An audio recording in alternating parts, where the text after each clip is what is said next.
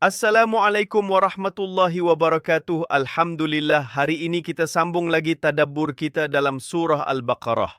Kali ini kita akan melihat bagaimana ayat-ayat Allah dari ayat 219 hingga 232 membimbing kita dalam hal-hal kehidupan yang sangat dekat di hati, seperti soal rezeki, arak, judi, rumah tangga, talak, hak wanita dan keadilan sosial. Semuanya terkandung dalam satu rangkaian ayat yang syarat dengan hikmah. Inilah bukti bahawa Al-Quran bukan sekadar kitab ibadah, tetapi juga panduan hidup lengkap untuk setiap individu, keluarga dan masyarakat. Mari kita fahami satu persatu. Satu ayat, satu peringatan, satu perubahan. Ayat 219 terjemahan. Mereka bertanya kepadamu, wahai Muhammad, tentang arak dan judi. Katakanlah, pada keduanya ada dosa besar dan ada pula beberapa manfaat bagi manusia, tetapi dosa keduanya lebih besar daripada manfaatnya. Rumusan dan kaitan semasa. Allah Subhanahu wa taala memberi garis panduan jelas, arak dan judi walaupun ada manfaat kecil, tetapi mudarat sosial dan spiritualnya jauh lebih besar. Dalam realiti hari ini, ketagihan alkohol dan perjudian meruntuhkan institusi keluarga, menyebabkan jenayah dan kemiskinan. Ayat ini mengajar kita menilai sesuatu bukan hanya dari sudut untung rugi dunia, tetapi dari perspektif dosa dan impak terhadap masyarakat. Ayat 220. Terjemahan, dan mereka bertanya kepadamu tentang anak-anak yatim. Katakanlah, memperbaiki keadaan mereka adalah baik.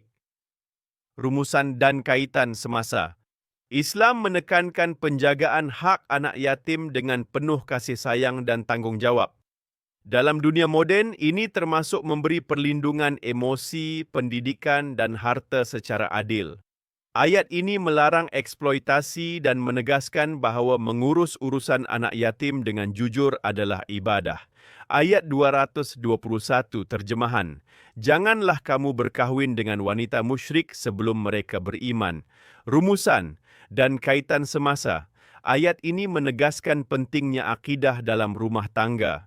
Perkahwinan bukan hanya soal cinta atau rupa, tetapi asas iman dan hala tuju hidup bersama. Dalam konteks semasa, ia mengingatkan kita agar memilih pasangan yang menjadi teman ke syurga, bukan penghalang kepada iman. Ayat 222. Terjemahan. Mereka bertanya kepadamu tentang haid.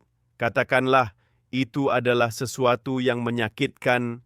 Rumusan dan kaitan semasa. Ayat ini menyuruh kaum lelaki menghormati keadaan wanita ketika haid, tidak mendekati mereka secara seksual. Ia juga menegaskan kebersihan, kesucian dan kehalusan adab Islam dalam hubungan suami isteri, relevan sebagai panduan kesihatan dan adab moden. Ayat 223 terjemahan. Isteri-isteri kamu adalah ladang bagi kamu, maka datangilah ladang kamu bagaimana yang kamu sukai. Rumusan dan kaitan semasa. Perumpamaan ladang bukan tanda kuasa mutlak, tapi simbol bahawa hubungan suami isteri memerlukan penjagaan, kesuburan, zuriat, dan tanggungjawab. Ini menolak hubungan yang kasar atau zalim dan mengajak suami untuk menjadi pemimpin yang lembut dan bertanggungjawab. Ayat 224. Terjemahan, dan janganlah kamu jadikan nama Allah sebagai alasan untuk tidak berbuat baik. Rumusan dan kaitan semasa. Ayat ini menolak sikap mempergunakan nama Allah sebagai alasan untuk mengelak kebaikan, seperti menolak perdamaian, silaturahim atau menolong orang lain. Ia sangat relevan dalam era sekarang di mana agama kadang digunakan untuk kepentingan pribadi. Ayat 225. Terjemahan, Allah tidak menghukum kamu disebabkan sumpah kamu yang tidak disengajakan. Rumusan dan kaitan semasa. Allah Maha Pemurah dan tidak menghukum kata-kata yang keluar tanpa niat sebenar. Tapi ini juga peringatan agar kita menjaga lidah, sumpah dan percakapan, terutama dalam media sosial atau konflik rumah tangga. Ayat 226. Terjemahan. Bagi mereka yang bersumpah tidak mahu mendekati isteri, diberi tempoh selama 4 bulan. Rumusan dan kaitan semasa.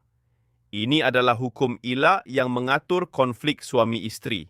Ia menunjukkan bahawa Islam menyediakan ruang bertenang dalam krisis rumah tangga sebelum memutuskan talak. Prinsip ini sangat penting dalam menyelamatkan banyak perkahwinan hari ini, ayat 227 terjemahan. Dan jika mereka berazam menceraikan, maka sesungguhnya Allah Maha mendengar, Maha mengetahui. Rumusan dan kaitan semasa. Talak adalah keputusan besar dan harus dilakukan dengan penuh kesedaran dan tanggungjawab. Allah mengetahui niat sebenar setiap pasangan. Ayat ini menegur mereka yang menjadikan talak sebagai permainan atau ugutan. Ayat 228, terjemahan. Dan wanita-wanita yang diceraikan hendaklah menunggu selama 3 kali suci. Rumusan dan kaitan semasa. Edah adalah tempoh perlindungan, bukan tekanan, bagi menjamin keturunan dan membuka ruang rujuk.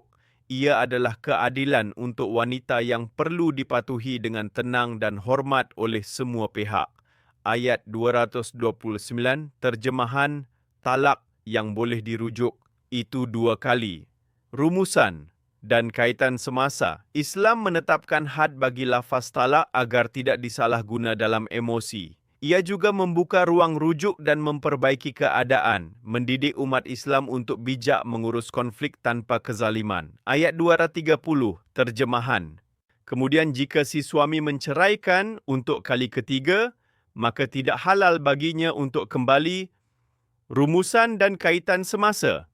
Talak 3 adalah pemutus mutlak, melindungi wanita daripada dipermainkan atau dicerai sesuka hati. Ia meletakkan sistem kawalan dalam institusi keluarga agar perkahwinan tidak jadi bahan emosi. Ayat 231, terjemahan. Apabila kamu menceraikan isteri, lalu sampai tempoh mereka, maka tahanlah mereka dengan cara yang baik. Rumusan dan kaitan semasa. Islam mengajar adab dalam perceraian. Walaupun sudah berpisah, jangan menyakiti atau mengaibkan bekas pasangan. Inilah keindahan Islam, menjaga akhlak walau dalam keadaan paling tegang. Ayat 232, terjemahan. Janganlah kamu halang wanita yang telah diceraikan untuk berkahwin semula jika mereka setuju secara baik. Rumusan dan kaitan semasa.